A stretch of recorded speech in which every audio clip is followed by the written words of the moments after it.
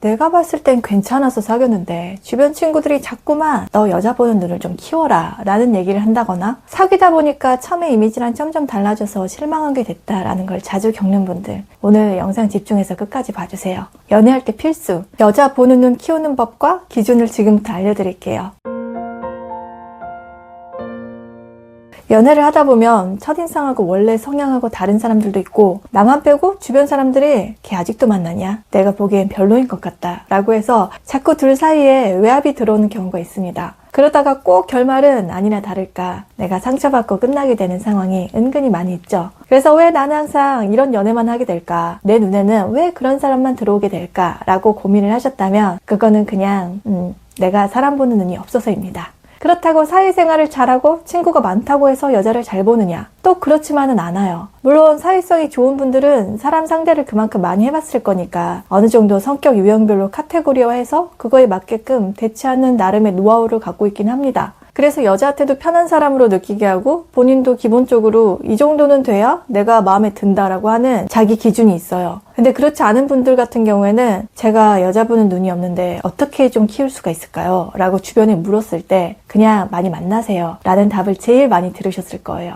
물론 이 말이 맞긴 합니다. 근데 내가 원한다고 이성을 만날 기회를 많이 가질 수 있는 사람이었으면 처음부터 이런 고민도 안 했겠죠. 다만 확실한 거는 연애를 많이 해본 사람일수록 아무나 안 만날 확률이 높고 스스로 속도 조절을 할 줄 안다는 점이 여자 보는 눈이 없는 사람과의 큰 차이가 됩니다. 금사빠가 별로 없다는 얘기예요. 예를 들면 보는 눈이 없는 분들은 보통 얼굴, 몸매, 옷 스타일, 목소리처럼 어느 한 가지가 마음에 든다 그러면 그때서부터는 순식간에 falling in love 모드로 들어가서 다른 거는 아무렴 어때? 이게 돼버리거든요. 분명히 나름 이성을 보는 기준이 있고 장벽이 높긴 한데 그게 벽돌 장벽이 아니고 스펀지 장벽이라 금방 허물어진다는 거예요. 왜 스펀지 장벽으로 만들어지게 됐냐를 생각을 해보면 평소에 외로움을 잘 탄다던가 이성을 많이 못 만나본 거에 대한 자기 스스로 자신감이 부족해서일 경우가 큽니다. 자신감이 부족하니까 스스로에 대한 만족감을 느끼지 못하고 그게 하나의 결핍으로 작용될 수가 있는 거죠. 그래서 이성이 조금만 본인한테 웃으면서 대해주거나 호응을 잘하는 모습을 보게 되면 저 안에 잠재되어 있던 외로움이 꿈틀꿈틀하면서 어쩌면 이 사람이 외로움으로부터 벗어나게 해줄지도 모른다는 희망이 싹트게 돼요. 다름을 특별함으로 받아들이면서 착오가 생기는 거죠. 그러니까 이런 여자 처음이야가 되면서 갖고 있던 높은 기준이 순식간에 와르르 무너지는, 그러면서 동시에 상대한테 말리게 되고 살짝 위험한 상황을 겪게 될 수도 있겠죠. 그러니까 이런 분들은 좀 더 자신의 가치를 높여서 내공을 탄탄하게 다질 필요가 있습니다. 이런 것들이 채워져야지 사람이 급하지가 않고 여유가 생기거든요. 그리고 이건 사람을 깐깐하게 본다라는 표현 대신에 그만큼 내 가치가 올라갔기 때문에 자기랑 비슷한 사람이 눈에 들어오게 되고 보는 기준이 달라지게 됐다라고 말할 수 있습니다. 누구나 자기가 관심이 가고 좋아하는 사람이 생기면 안테나가 그쪽으로 향하게 되거든요. 근데 여자 보는 눈이 있는 남자들은 이 안테나의 100%를 여자에게 쓰지 않아요. 너무 감정적으로 접근하진 않는다는 거예요. 일단 시간을 두고 다각도로 관찰하는 시간을 꼭 갖고, 그러면서 자기가 관찰했던 것들이 하나씩 상대의 데이터베이스로 쌓이면서 내가 감당할 수 있을 것인가 아닌가의 검열을 마치죠. 내면이 꽤 신중해요. 설사 완전 자기 스타일의 사람을 만났다고 해도 나 자신이 더 중요하기 때문에 약간 감정을 중화시킬 수 있는 통제력이 있습니다. 그러니까 확 한 번에 빠지지 않으면서도 결국은 여자를 자기 쪽으로 끌어당겨서 원하는 사람과 사귀게 되는 성공률도 높은 거고요. 처음에는 일단 속으로 찜만 먼저 해놓는 거죠. 그리고 그때부터 이 여자를 예의주시하면서 다른 것들도 서서히 알아가 볼까? 라고 관심의 대상 후보 정도로만 올려둡니다. 엄청 좋아하는데도 표현은 아끼는 거겠죠. 그러면 이렇게 절제하는 데서 오는 자기 가치가 역으로 쭉 올라가게 되거든요. 약간 속을 알 수 없는 남자, 어려운 남자가 되는 거죠. 왜 다큐멘터리 보면 호랑이나 사자가 사냥감을 발견하면 바로 막 뛰어들어가지 않고 숲에 납작 엎드려서 타겟팅을 한 후에 슬금슬금 소리 없이 다가가서 적시에 낚아채면 사냥 성공률이 높잖아요. 그것처럼 여자 보는 눈이 있는 연애 고수일수록 최적의 타이밍이 올 때까지 기다리는 시간을 충분히 갖습니다. 반대로 여자 보는 눈이 없는 분들 같은 경우에는 기회를 엿본다, 범위를 좁혀간다, 분석한다 라는 이 세 가지를 그냥 휘리릭 건너뛰어버려요. 대놓고 너 너무 좋아 라고 표현은 안 하지만 상대한테 잘 보이고 싶어서 애를 쓴다던가 평소 자기 같지 않은 어색함이 계속 연출이 되니까 본인은 티를 안 낸다고 해도 옆에서 봤을 때는 좋아하는 티가 팍팍 나는 거죠. 이런 것들은 좀만 끼 있고 연애해본 사람들은 금방 다 눈치를 채고 상황이 꽤 쉬워지게 됩니다. 그러면 끼쟁이들은 여러분한테 결핍되어 있는 게 뭔지 금방 눈치를 채고 그걸 충족시켜주는 것처럼 접근을 하겠죠. 그러다가 나중에 사슴인 줄 알았는데 알고 보니까 하이에나였네? 이런 식으로 목표물을 잘못 보거나 방향 조준을 잘못하게 돼가지고 내가 생각했던 상대가 아니라는 걸 깨닫게 되죠. 그러니까 이 사람은 다른 사람이 나를 대했던 거랑 좀 달라에만 초점이 맞춰서 순식간에 바로 이 사람이다 라는 프레임을 씌우게 되는 점을 경계하셔야 돼요.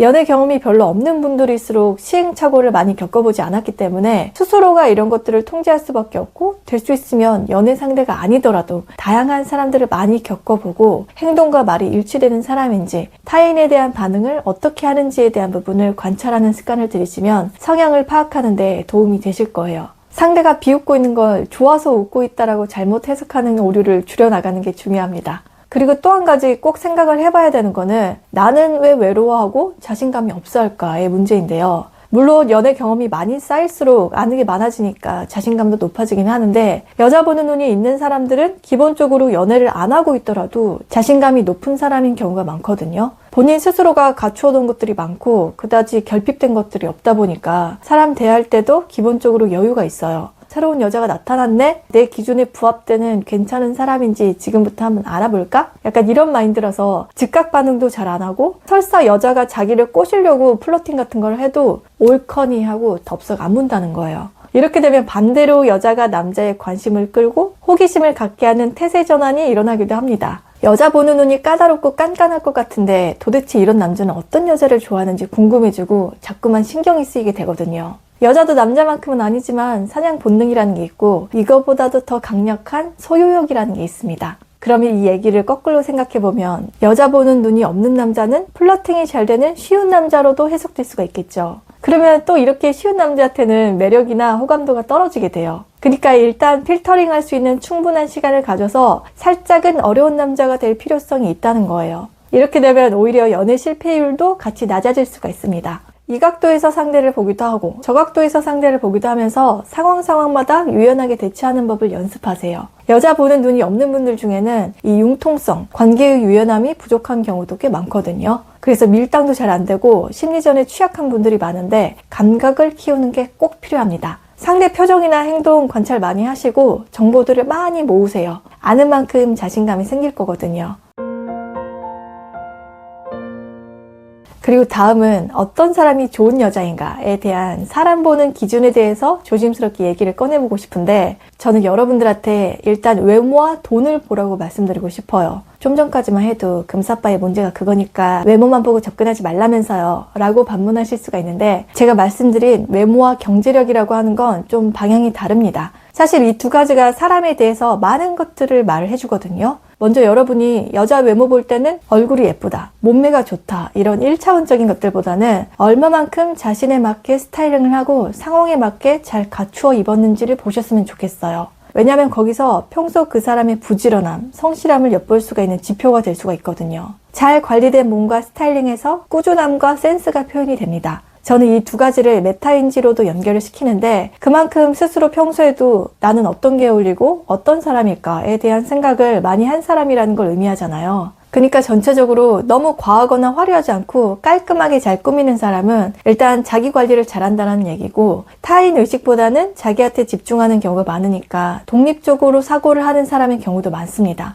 이렇게 되면 상대를 존중할 줄 알아서 관계의 피로감도 잘 안 만들어지겠죠. 잘 갖고 온 외모는 원래 자기가 가진 선천적인 조건들보다도 더 좋아 보이게 하는 매력으로도 작용을 해요. 그러니까 나도 그런 사람으로 보일 수 있게 관리를 해주시면 좋겠죠. 그리고 경제력은 생활 습관이나 패턴을 보여주는 걸로도 해석을 할 수 있는데 주로 내가 어떤 쪽에 소비를 하는 사람인가를 알면 가치관도 같이 엿볼 수가 있겠죠? 쇼핑이나 즐길 거리에 쓰느냐, 자기 개발에 투자를 하느냐에서 나랑 정석 코드가 맞다, 아니다도 알 수가 있으니까 이런 것들까지도 두루두루 살피는 게 중요합니다. 처음에 장점으로 보였던 것들이 나중에는 단점이 돼서 낭패를 보는 일이 없도록 나부터 자신감과 내공을 쌓고 이성을 판단하는 필터를 여러 가지로 늘려주세요. 그럼 저는 다음 연애 영상으로 다시 인사드리겠습니다.